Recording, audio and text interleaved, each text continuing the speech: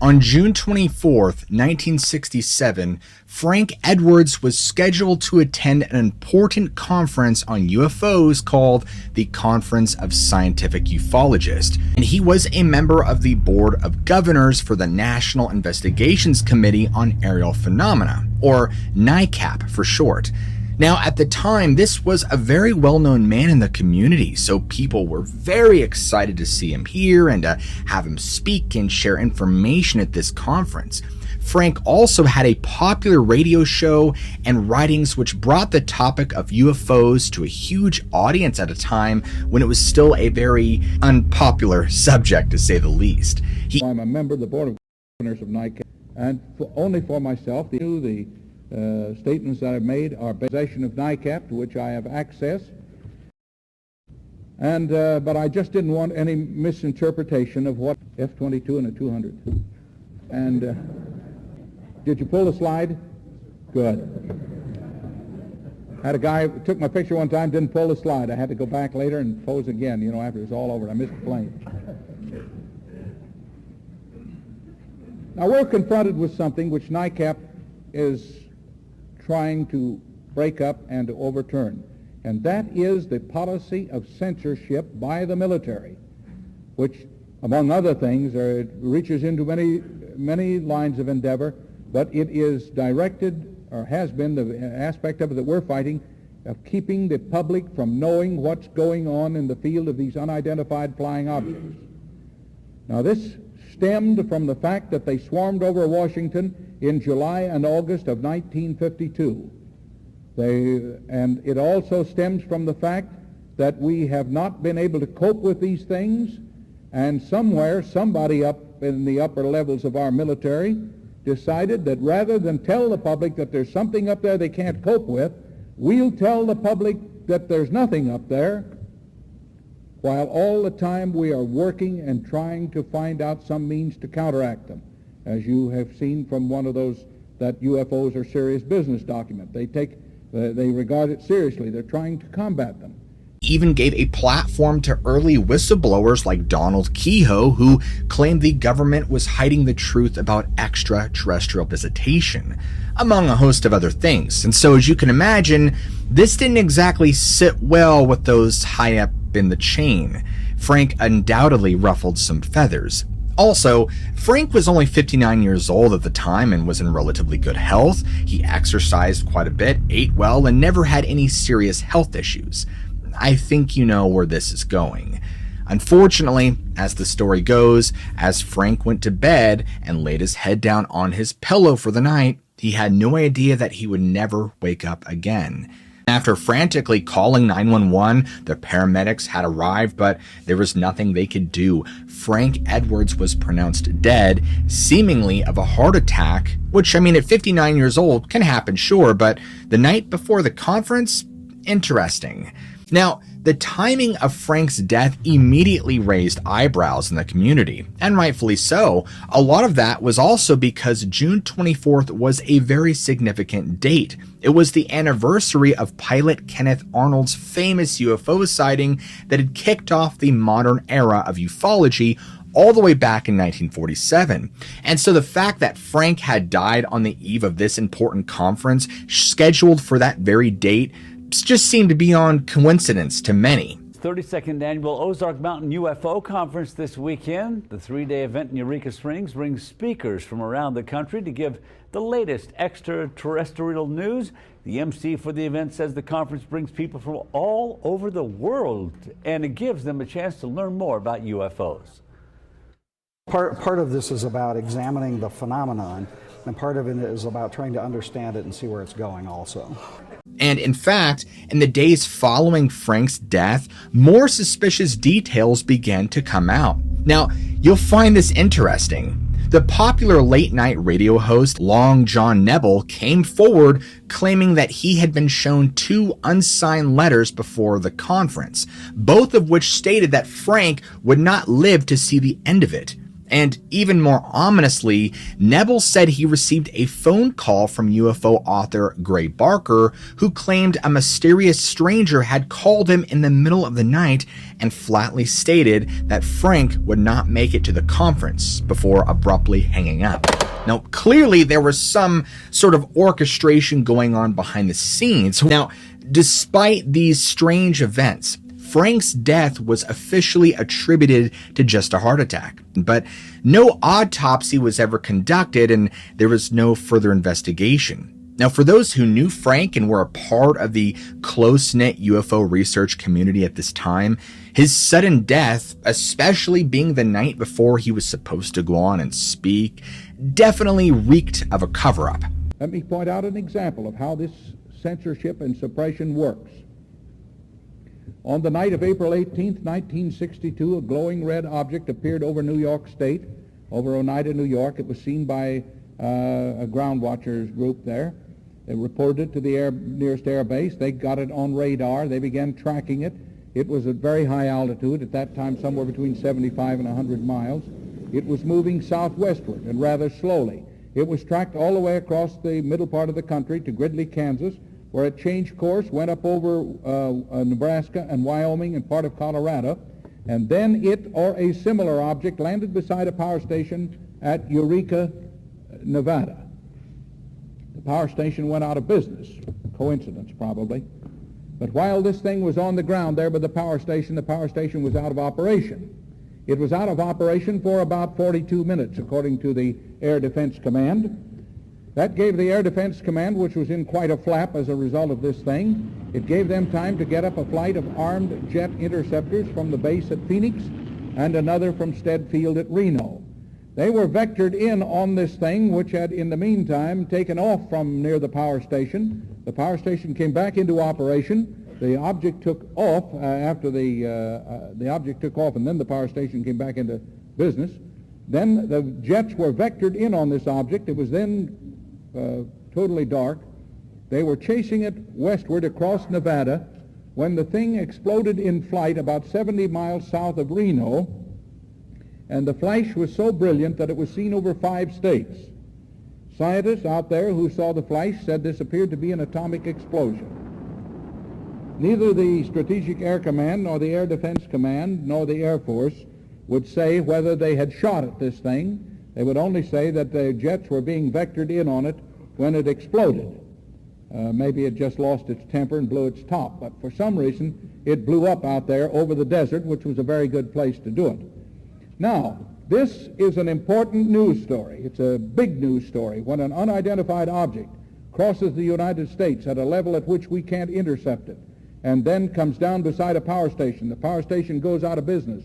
Armed jets are sent after the thing. They're chasing it when it blows up. This is a big news story. The Air Force and the Air Defense Command both said this could not have been a meteor because it was tracked on radar and because of the fact that it landed and took off again. They said, we don't know what it was. This came out on one news wire in 4 lines of copy.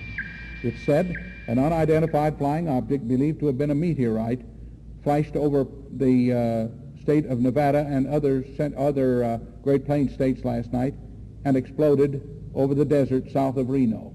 That's the kind of news that you got out of the newswire on this. Now, the newswire either didn't check the story or for some reason they decided that they would not carry it. My feeling is that they have a deal with the Air Force not to carry it, that they have a deal with the entire Defense Department. Now again, Frank had been one of the most prominent and outspoken figures in ufology at the time. Some believed he was actually silenced by nefarious forces who were working behind the scenes to keep information regarding the UFOs from ever hitting the public, or at least as much of the public as it could. They simply felt that Frank was getting too close to the truth and he was exposing too much. Clearly, someone or something wanted him out of the picture permanently. But who exactly this somebody could be remained a mystery. unelected bureaucrats do not get to say what we can and cannot see. We've had three-star generals tell us that we did not have authorized access to this information. But yet, how do you expect us to continue to send taxpayer money to fund government projects if you're not even allowing us to see what those projects are? And I say that because, as some of you know, we have been consistently hearing that we do not have the authorized clearances, again, by people not elected to office. Let me repeat this. The people's representatives, members of Congress who sit on judiciary, armed services, and the oversight committees are being denied access to this information. But if we do not have the clearance, who does? Does this sound like a truly free country? Was it a singular person, perhaps a governing entity, perhaps a global cabal working to maintain order and secrecy? We don't know. But Frank's case was not to be the last suspicious death to rock the UFO research community. Just a few years prior, in 1959, astronomer and UFO author Morris K. Jessop was found dead in his car of apparent carbon monoxide poisoning. Jessop, too, had a high profile in the UFO field with his writings on UFOs and even theories talking about ancient astronauts. And he was also connected to the infamous Philadelphia experiment, which was an alleged secret military project that involved the teleportation of a naval ship that Jessop believed to be linked to UFO technology. October 28, 1943, the day the U.S. Navy mastered time travel, teleportation, and invisibility. Whoa! Actually, they didn't master anything. The experiment had disastrous consequences. In the summer of 1943, 2 years after the U.S. entered World War II, American destroyers were being decimated by the infamous German U-boat submarines, and German mines were making combat and commerce dangerous enterprises. So the U.S. Navy knew something had to be done. A few months later, on October 28, 1943, the U.S. Eldridge, a Cannon-class destroyer, was docked in the Philadelphia Naval Shipyard, and the Eldridge held some secrets. It was a newly commissioned vessel that was equipped with several large generators as part of a top-secret mission to win the Battle of the Atlantic once and for all. Now, rumor aboard the ship was that the generators were designed to power a new kind of magnetic field that would make the warship invisible to enemy radar and undetectable to enemy mines. So with the full crew aboard, it was time to test the system. And in broad daylight, in sight of nearby ships, the switches were thrown on the powerful generators, which hummed to life. What happened next was unexpected, and it would baffle scientists and fuel decades of speculation. Witnesses described a murky green fog that surrounded the entire hull of the ship and then swallowed it whole. And then when the fog faded away seconds later, the Eldridge wasn't just invisible to military radar, it was invisible to everyone. It was gone. Until it mysteriously turned up in Norfolk, Virginia. That's a distance of about 250 miles. And the strangest part, when it arrived in Virginia, it was 10 minutes earlier in the day than when it disappeared from Philadelphia. Then the Eldridge reappeared in Philadelphia 20 minutes later, or 10 minutes later, because of the whole time travel thing. It's hard to tell. Either way, it came back. But something had gone terribly wrong. When the ship rematerialized, members of the Eldridge crew suffered from terrible burns and disorientation, and some of its crew had been fused into the metal walls at the molecular level. Unable to free their skin from the metal that it clung to, they died in agony. Other members of the crew just went insane, and some of the crew disappeared altogether. When the news broke that a naval ship had mastered invisibility with grisly results, many believed it. I mean, this was an age of war-fueled paranoia. Americans felt that true evil was out there, so it wasn't difficult to get people speculating about the impossible. This was fertile ground for conspiracy theories. Remember, Roswell was only a few years away, so the unexplainable, the unidentifiable, the unbelievable now seemed achievable. It's unsurprising that some Americans clung to the idea of a vanishing warship. But did it really happen? While the USS Eldridge did exist at the time, it wasn't in Philadelphia that day, or Virginia for that matter. According to the ship's logs, it was actually in New York. But this isn't to say that the Philadelphia experiment has zero credibility. There's actually something to this. I mean, we know for a fact that in October 1943 in Philadelphia, the government was up to something. In the 1940s, the U.S. Navy was indeed conducting experiments aimed at mastering invisibility. And some of these experiments happened at the Philadelphia Naval Shipyard, but it wasn't actual invisibility they were working on. The plan was to make U.S. ships invisible to underwater German mines. And at the time, Germans used the Gauss as the unit of strength of the magnetic field in their mines' triggers. Various processes used to counter the mines was called degaussing. The original method of degaussing was to install electromagnetic coils onto ships, but installing this equipment was expensive and difficult, so the Navy developed an alternative method called wiping, where a large electrical cable was dragged along the side of a ship with a pulse of about 2,000 amps. And wiping altered or muted a ship's magnetic field, which allowed it to avoid detection by mines. But degaussing wasn't permanent. As a ship travels through the Earth's magnetic field, it will slowly pick up that field, counteracting the effects of degaussing. So ships had to be degaussed on a schedule, kind of like getting your oil changed, but way cooler. Using these various techniques, Allied ships were pretty well protected until 1943, but Germany was catching on, so new techniques were pursued to try to stay one step ahead. Though there's no official explanation from the Navy, of course, it appears that these new techniques were being developed in Philadelphia at the time. And so by 1959, Jessop had fallen on hard times, and unfortunately for him, his unorthodox UFO theories had severely damaged his academic standing, and he was just really struggling with depression after his marriage fell apart and a car accident left him injured. I mean, for Jessop, when it rained, it certainly poured. And in April of that year, he was suddenly found dead in his car in a case that was quickly ruled a suicide. However, the details just don't add up.